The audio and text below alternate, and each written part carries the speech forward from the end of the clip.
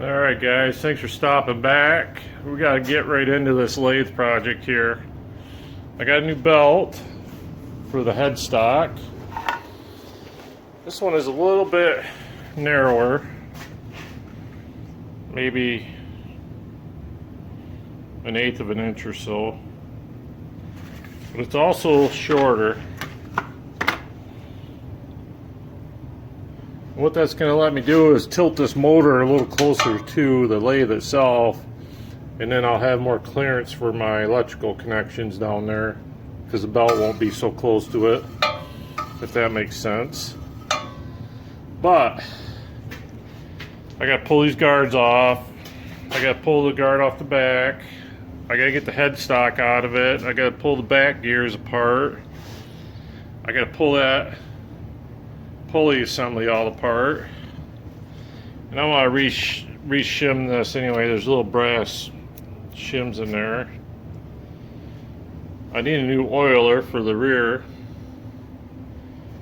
I got quite a bit of work to do today. I don't know if it'll get done today or not. We'll see how easy this comes apart or not. But I guess time, let's tune her up. Alright, well, I got the headstock out. Just laid all my caps out here, kept all my shims in order. Got the spindle or whatever you want to call it out. I think the next step is I get these back gears out of here.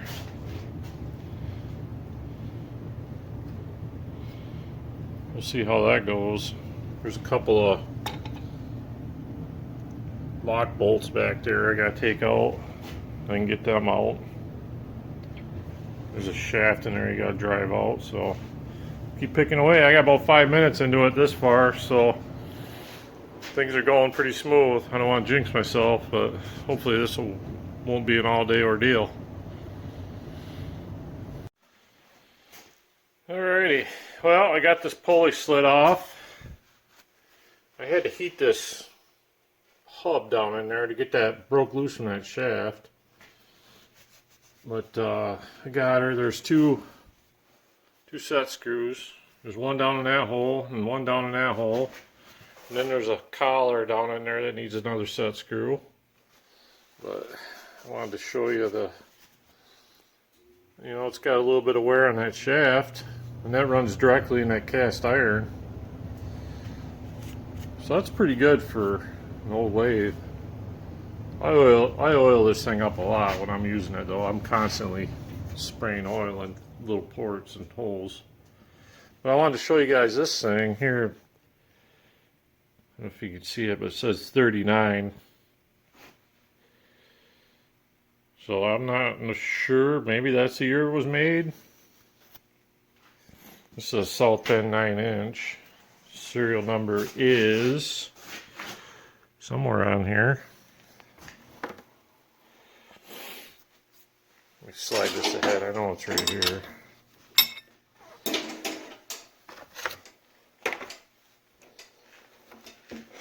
There it is. 76638. So I'm not sure what year this thing is. It could be 39, I guess. I mean, it looks about right. It's got the red southbend tag.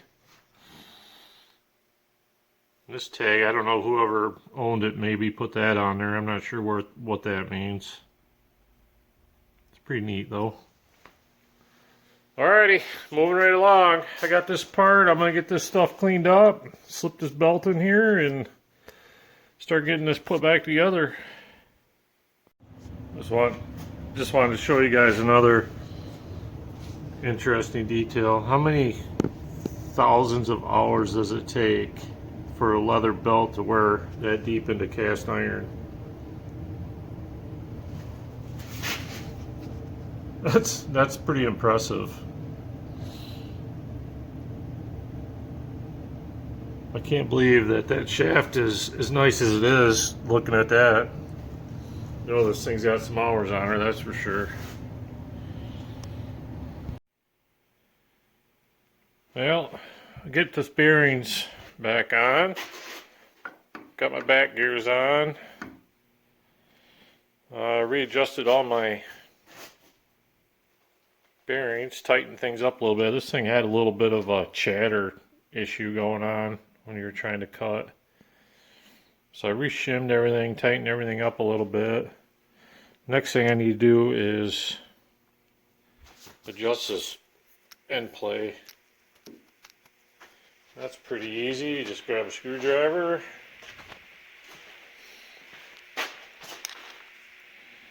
Loosen this up. Tighten that down a little bit. Probably back it off a little bit just to give it some room.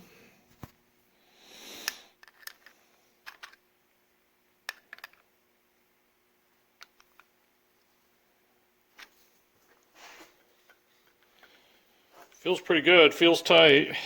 It's not overly tight, everything's locked down, it still rolls nice, so I think we're gonna go with that. Belt's on. I gotta refab this belt tensioning system here because it's gonna be way too long now, so I'm gonna have to do a little figuring on that, but she's getting there. Here's some of the shims I took out. I'll just stash them somewhere so I got them for a rainy day in case I ever need them. But other thing is I got to get this oiler. I got to get an oiler from somewhere. It's not 1/8 inch pipe. It's like, I don't even know. Either I'm going to make one or I got to buy one somewhere. I think Tractor Supply actually has a little oiler selection. You can. I'll go check that out before I go getting on eBay. But anyway, that's the gist of it. I think I had about an hour and a half into doing all this. I just got to put the covers back on and the belt tensioner. I think we'll be smooth sailing.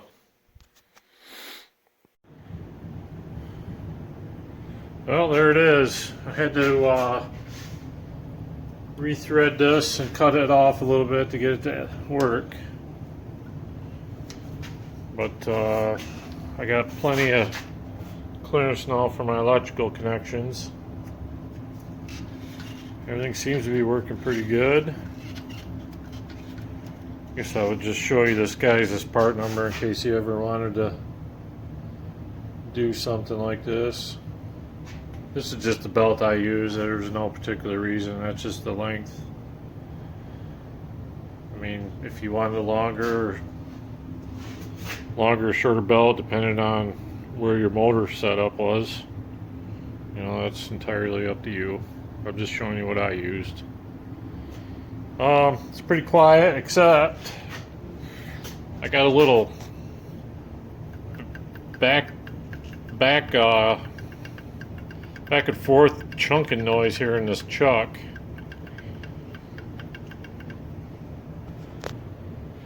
And I'm not sure what I'm gonna do with that. It always kind of did that, but it seems like it's amplified now for some reason. Maybe it's because I tightened everything up in the spindle. Not sure. I'll show you what it's. Anyway, I'll show you. I hold my hand on the chuck, put a little bit of tension on it, that back gear stops rattling. Other than that, it's very nice and quiet. It's running good. I'm just not sure what I'm going to do with that. Sounds like I'm going to have to pull this back apart and investigate a little more. I don't think I'm doing it today, but I think for today it's done, ready to go.